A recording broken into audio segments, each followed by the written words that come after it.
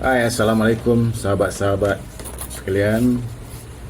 Uh, saya membuat video ini ialah bertujuan untuk memberi pencerahan kepada orang awam ya, dengan menggunakan bahasa-bahasa yang mudah dan bukan 100% sebagai reaktor react kepada individu-individu tertentu, cuma berdasarkan kepada penelitian saya tentang video-video ataupun YouTube di dalam masa kini lah, yang tentang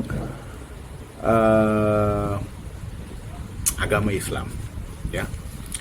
Saya juga merupakan salah seorang yang berada di dalam pertubuhan kebajikan hal ehwal Islam, maka saya terpanggil untuk membuat video dan memberi tahu anda semua tentang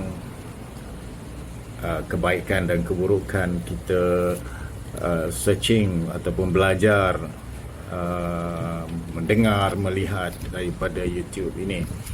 Dan apa yang saya lihat dalam YouTube ni, banyak video-video, ya, terutama sekali video reactors, reaksi pengulasan tentang video-video tertentu mengenai ceramah-ceramah agama Islam. Jadi ada yang baik dan ada yang tidak baiklah pada saya, yang mana mempunyai unsur-unsur menghina ulama-ulama kita, dan kadang-kadang perkara kecil mereka perbesarkan sehingga kan mengelirukan masyarakat, orang awam ya, yang kurang faham. Contohnya satu video yang ceramah yang di-upload oleh ceramah Ustaz Azhar Idrus. Kita bagi contoh tentang orang bertanya beliau tentang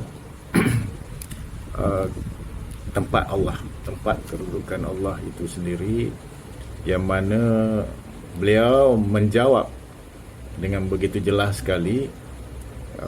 Sekiranya, tak kira lah, dia kata Maulana ke siapa ke, kalau Allah itu menyatakan Allah itu bertempat, maka kafir lah. Itu jumhur ulama yang memberi fatwa, bukan dia. Apa yang dia cakap itu berdasarkan fatwa ataupun keputusan jumhur ulama. Jadi kita sebagai pengulas ni sepatutnya kita tak potong sekerat. Ini yang orang kata fitnah akhir zaman ni. Dan banyak lagi video-video yang dipotong-potong dan diberi penjelasan tentang video tersebut mempunyai makna yang lain daripada apa yang diceritakan ataupun apa yang dituturkan oleh penceramah. Dan ada juga pengulas-pengulas kita ni yang mencabar ulama, yang menghina ulama dan merendah-rendahkan ulama. Inilah yang merusingkan kita semua, yang mana keharmonian Islam itu nampaknya tercela.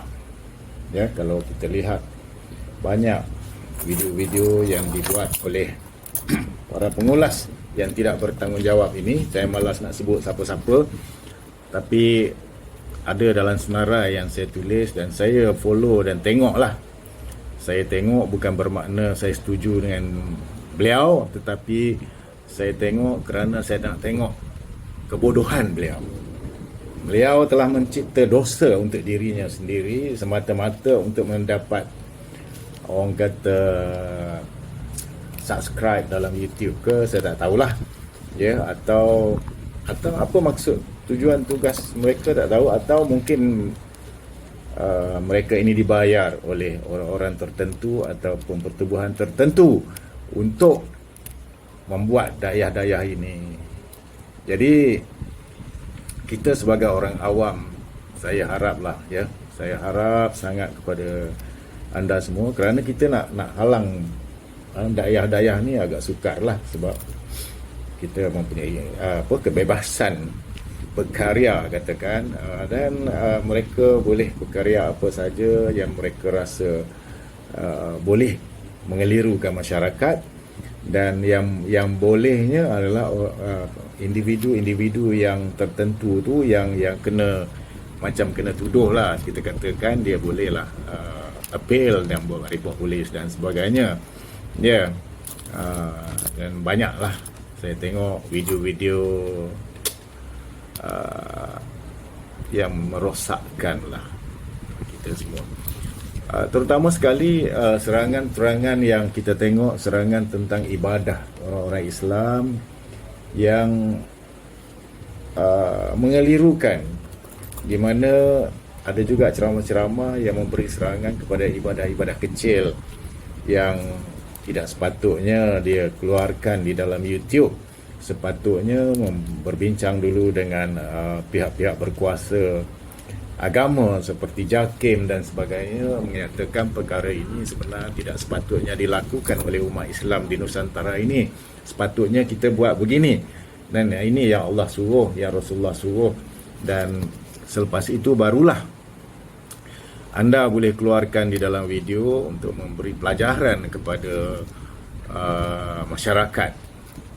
Tetapi sebaliknya mereka sewenang-wenang mengeluarkan ceramah-ceramah mereka berasaskan kepada hadis-hadis yang mereka baca dengan begitu lantang, begitu orang kata baik sekali lah kalau kita lihat.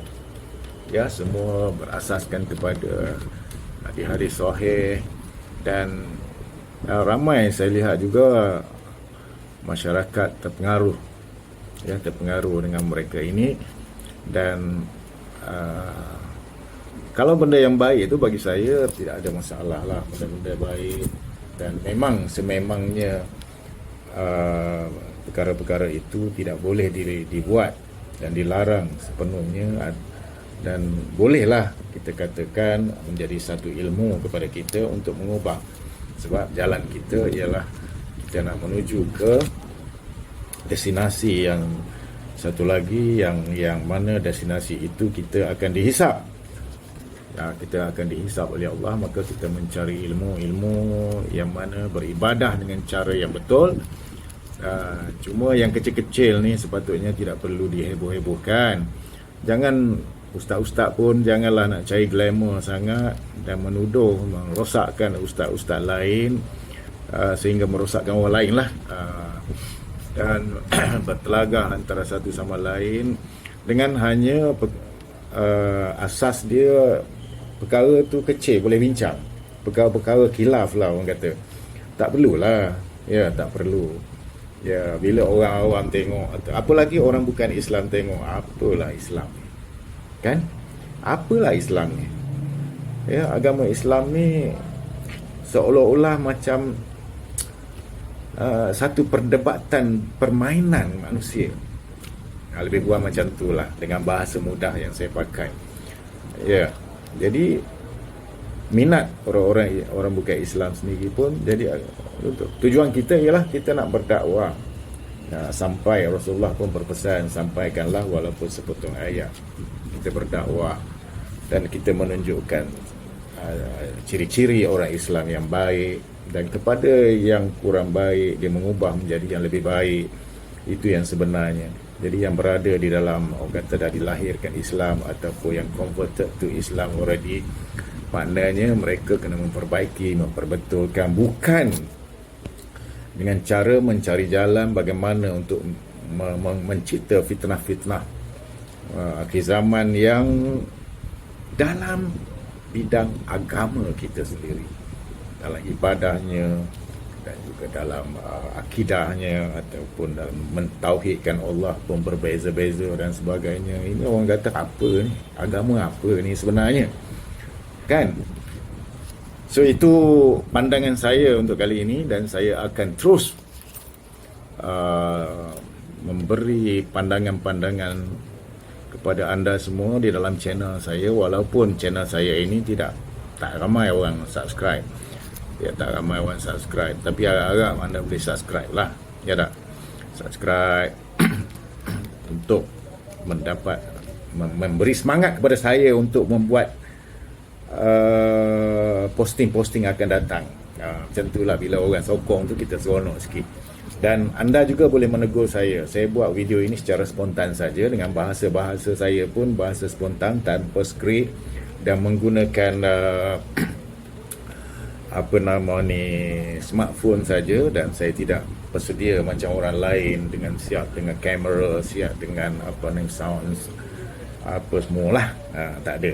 Jadi itu permulaan saya, dan saya harap anda semua boleh menyokong, memberi komen, subscribe, dan semoga saya boleh berkarya untuk memberi sesuatu yang baik kepada anda semua di luar sana, dan juga kepada saya, memberi kepuasan kepada saya. InsyaAllah saya Syahri Al-Amin ya,